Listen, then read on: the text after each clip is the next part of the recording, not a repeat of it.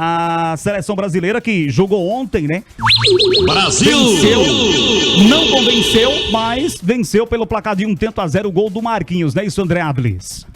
A seleção ontem foi uma oscilação para mim natural de um início de trabalho. O Diniz, inclusive, na coletiva ele falou sobre alguns pontos, principalmente quando o Brasil tentava acelerar enquanto aproximava no estilo de jogo que o Diniz tenta adotar. No primeiro tempo, o Brasil conseguiu, inclusive, criar situações, quando conseguia também ter aproximação para criar superioridade numérica, fazendo principalmente a bola longa. O Peru, na empolgação, lógico, da sua torcida no início do jogo, marcou pressão e foi até algo que de forma de muita surpresa o Peru fazer isso, mas depois o Brasil controlou o jogo. No primeiro tempo, o ritmo foi outro. E aí vem o segundo tempo. O segundo tempo foi um ritmo totalmente diferente do primeiro. Ritmo baixo, aceleração e algumas precipitações da seleção brasileira em termos de passes. Foi o jogo que, não só com o Diniz, mas até com o próprio Tite anteriormente, foi um jogo que o Brasil errou muito passe. E o passe é o principal fundamento do futebol. Se você não tem eficácia no passe, você não vai ter eficiência em nenhum modelo de jogo, nenhuma proposta de jogo. E ontem o Brasil se precipitou muito, errou muitos passes. Em termos coletivo e individual, o time foi mal, só que tem um ponto positivo, que é justamente na fase defensiva, a solidez defensiva do Brasil. Apesar do Brasil ter apresentado um baixo nível técnico, um performático técnico, na parte tática defensiva, especialmente, o Brasil não sofreu absolutamente nada. O Peru, que sabe da sua capacidade, que não é um time forte para bater de frente com o Brasil, marcava ali com uma variação entre uma linha de 4 e outra de 5, e às vezes uma de 5 e outra de 4, e o Brasil não conseguiu, principalmente no segundo tempo, através da lentidão e do jogo moroso que fez, não conseguiu quebrar essa defesa peruana, mas foi uma vitória importante para dar uma sequência para o Diniz. Foi 1-0 com o gol do Marquinhos no finalzinho, inclusive, mas se a gente for fazer aí uma análise das duas partidas, foi muito positivo o que o Diniz conseguiu implantar em pouco tempo de trabalho. Mas o jogo de ontem, diferente do que foi contra a Bolívia, um adversário mais forte, que marca muito mais forte, e principalmente, eu não gostei muito da arbitragem não, porque era aquela arbitragem que ficava picando o jogo a todo momento. Isso atrapalha. Inclusive um lance do gol do Richarlison, que foi para o VAR, foram de 7 a 8 minutos de paralisação, justamente quando o Brasil era melhor no jogo. Então esfriou o jogo, trouxe a torcida de volta com o Peru e a seleção teve um pouco de dificuldade. Mas, resumindo, primeiro jogo, segundo jogo, eu vejo de forma positiva esse início de trabalho do Fernando Diniz. Apesar do time ontem ter jogado abaixo daquilo do que pode, principalmente os principais jogadores. Neymar não foi tão legal, o Casemiro foi mal pra caramba, o Rafinha não foi tão acionado porque o Brasil não estava conseguindo fazer, especialmente no segundo tempo, a bola longa, mas foi uma vitória importante de um time que começa já a se criar um padrão de jogo do técnico Fernando Diniz, que, repito, para mim as perspectivas continuam as melhores pelo trabalho, através do que o Diniz entende e tem de filosofia de trabalho especialmente. Beleza, Clevânio Henrique, você quase acerta ontem também, né, Clevânio? Acertei, né? Foram 2 gols anulados. Sem esquecer 3-0? Sim, mas foram 2 gols anulados da seleção brasileira, um do Rafinha e outro do Richarlison, né? Foram anulados. Olha, sinceramente, pra mim a seleção brasileira jogou, venceu e me convenceu. Porque assim, cara, a gente não ia ver uma seleção brasileira, por exemplo, metendo 5-0 no Peru, né, no jogo de ontem. O futebol do Peru é completamente diferente do futebol da Bolívia. É um time que jogou mais fechado, né? Não teve... o Brasil não teve muitas oportunidades. Agora, se você observar, por exemplo, no gol anulado do Richarlison, eu não sei se o Videlan viu o jogo inteiro, mas o gol do Richarlison é uma pintura. A seleção brasileira passou 43 segundos com a bola para sair do goleiro Ederson até a finalização do Richarlison. Num toque de bola aqui, só tocando a bola até chegar no gol. Quer dizer, isso é jogada trabalhada. Isso é trabalho de treinador. Os lances que foram criados pela seleção brasileira, claro, não foram convertidos em gol, apenas no cruzamento, no escanteio do Neymar, que aconteceu o gol, mas o Brasil criou bastante oportunidades ontem mesmo com a seleção do Peru, retrancada, a seleção do Peru marcando mais forte, entendeu? Jogando melhor do que jogou a seleção da Bolívia. Então, assim, vai encontrar algumas pedreiras. Por quê? Porque os caras estão começando a observar a forma que a seleção brasileira já está jogando.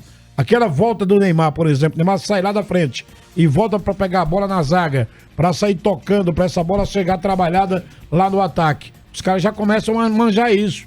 Então os caras não são bobos. Futebol hoje, todo mundo é inteligente, todo mundo vai entendendo ali como é que o outro joga e vai dificultando um pouco mais as ações.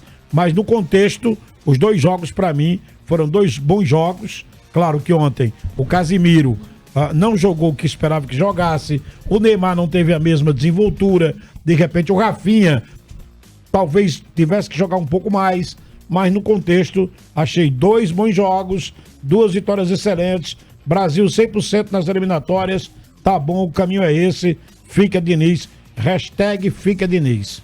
Já pode começar a se iludir com a seleção já? Não, já. Se iludir não. Pra mim já. Se iludir não. Desde que o Diniz foi anunciado. Se iludir não. Eu confesso, Confiante André. sim. Iludido não, viu, Vederman? Iludido não, confiante na seleção brasileira com o Diniz. Você vê a seleção brasileira jogando hoje, que eu vi dá o gosto de ver a Diniz seleção brasileira jogar, pô. com o cabelo penteado, com a barba feita mesmo, parecendo outra pessoa, porque no Fluminense é barba pra fazer, cabelo assanhado. O Videlão agora também foi só na apresentação, viu? Já tá largado. Já passei a ficar iludido. Já tá largado, já. Agora eu vou dizer uma coisa pra vocês. Mas o Tite andava todo de gravatinha, ganhou o que o Brasil? Não, exatamente. Agora, o que nós estamos querendo dizer aqui é o seguinte, é que às vezes os caras, eles vendem tão bem a imagem e o Diniz não se preocupa muito com essa imagem, não. Ele se preocupa com o trabalho. E isso tem sido, para mim, um ponto forte desse início de trabalho dele na seleção brasileira. Eu já deixei em outros momentos, claro, Tony, Cardeal, André, Clevânio, você, Alan, e o Felipe também, eu já deixei claro em vários momentos que torço para o sucesso do trabalho do Diniz. Mas torço mesmo. Muito mais do que... Eu acredito que da época Parreira e Zagallo, eu nunca torci tanto pela seleção brasileira como eu estou torcendo agora. Nem na época do Filipão eu torci tanto para a seleção brasileira como eu estou torcendo para que possa dar certo agora com o Diniz. Porque eu começo a enxergar que o Diniz ele tem uma visão muito simples do futebol e conhece muito, mas ele traz uma simplicidade sobre os conhecimentos dele que é uma coisa impressionante. Eu concordo com muita coisa que o Clevânio colocou. Vendo o Jogo do Brasil ontem e vendo muitos especialistas do Sul e do Sudeste que utilizam muito mais os seus espaços para poder ficar cornetando a seleção brasileira, como o seu Juca Kfouri, por exemplo, para poder minimizar a seleção brasileira, achando que o resultado é o que mede um trabalho bem feito ou um trabalho fracassado. Para mim, 1-0 no Brasil não foi um resultado que trouxe para toda a situação do jogo aquilo que era justo. Porque o Brasil fez 3 gols na partida para poder valer 1. Beleza, que os lances eles precisaram da tecnologia VAR. Mas se nós falarmos também em chances criadas, oportunidades criadas e quantidade de vezes que o goleiro do Peru precisou fazer defesas, e o Peru só dificultou porque jogou com uma seleção pequena que é, com os 11 na casinha. Das vezes que o Peru subia para tentar surpreender a seleção brasileira, não abria mão daquela condição defensiva. E isso trazia toda aquela ideia de que o Peru jogou com uma seleção pequena que respeitou uma seleção grande como a seleção do Brasil. É soberba de minha parte? Não vejo como soberba, não. Em termos de apresentação, nas 2 partidas que vi com o Diniz, o Brasil jogou para frente, da forma como o torcedor brasileiro gosta, sem aquele futebol burocrático, sem aquele futebol, aquele pragmatismo que muito mais se prioriza as condições de fortalecimento defensivo. Então acho que o Brasil realmente está aí para me iludir. Espero continuar iludido, estou muito satisfeito. 1-0 para mim não significa de fato que a apresentação foi esse aperto, não. O Brasil jogou bem, 1-0 para mim foi uma consequência de tudo que o Brasil criou no jogo. Muito bem, vamos agora ouvir o Fernando Diniz, técnico da seleção brasileira, fazendo a avaliação. Eu fico satisfeito com o que a gente apresentou na soma dos 2 jogos, foi muito positivo. Quanto ao jogo de hoje, jogar aqui era uma atmosfera totalmente diferente do que jogar em Belém, Pará. A equipe, na verdade, fez 3 gols para valer 1, né? Um deles deve ter ficado a margem mínima do mínimo, que demorou 8 minutos, eu acho, para poder não validar o gol. A gente não teve tanta afluência, que estranhou um pouco o campo, o gramado muito diferente daquilo que os jogadores estão habituados, e facilitou um pouco a marcação, e tivemos mais erros da parte técnica do que o normal. Muito assim, virtude do campo, um pouquinho às vezes de jogar de maneira muito acelerada. A vitória é muito importante, sempre é importante vencer. Eu acho que a gente venceu com muito mérito. Se no jogo da Bolívia a gente teve um pouco de descuido defensivo depois do quarto, hoje, obviamente, a defesa foi impecável. O Peru não conseguiu chutar nenhuma bola no gol. Então, assim, mostra que a gente estava muito atento, a gente muito compenetrado para se ajudar na marcação. Eu não sei nem se circulou mais a bola no segundo tempo, sinceramente, nem acho que foi assim. Eu acho que a gente estava acelerando muito. A gente errou a boa parte dos passes que a gente errou foi por eu tentar verticalizar demais, que é um pouco a característica do time. E eu não quero tirar isso de maneira alguma, eu quero potencializar isso. Porque às vezes, para você ter mais sucesso, você precisa circular um pouco mais de uma paciência agressiva. Saber desmanchando a adversária para poder aproveitar as características dos nossos jogadores, que são extremamente hábeis e inteligentes. Mas eu concordo com você, o time que mereceu ganhar, a gente teve muita imposição aqui que pese os erros de passe, muita imposição mesmo no meio do jogo, a gente acelerou a partida, sempre a gente pôde, a vitória era muito merecida. Isso é uma coisa recorrente no Brasil, também acontece, a coisa que mais me irrita ficar picotando o jogo e o juiz ser conivente num jogo parado. Porque é ruim para todo mundo. É ruim para quem quer jogar, é ruim para quem assiste, é ruim para quem paga ingresso, é ruim no futebol. Então, eu não tenho uma celeridade no jogo. É difícil achar os árbitros, vamos levanta, vamos jogar. E aí hoje parou o jogo, e naquele momento que parou no primeiro tempo, foi o nosso melhor momento do jogo. Estava criando situações de série. Aí o jogo deu uma esfriada, é um lance. Falar assim em termos de conceito daquilo que a FIFA quer que aconteça, me parece a UEFA também. Um lance que é tão duvidoso assim, não é porque é para o Brasil, deveria ser pró-ataque, né? Então, deve precisar uma margem mínima. Aí quando o Europeu optou, eles decidiram que o gol ia ser invalidado, a atmosfera virou toda contra, porque a torcida do Peru, que estava já um tom mais baixo com a nossa imposição, voltou completamente para o jogo e o jogo facilitou para o Peru. Eu achei que, nesse sentido, a arbitragem tem uma interferência no jogo que eu gostaria que não tivesse. Principalmente para a questão do tempo. Muito bem, tá aí para você ser o técnico da seleção brasileira e deixou bem claro, né? As situações aí realmente é evolução, né? A seleção brasileira, ela tem que evoluir, lógico, segundo o jogo. Pelo que eu assisti o jogo, não vi esse grande jogo não, realmente até pela questão da altitude, mas realmente a evolução da seleção brasileira, né, isso, André?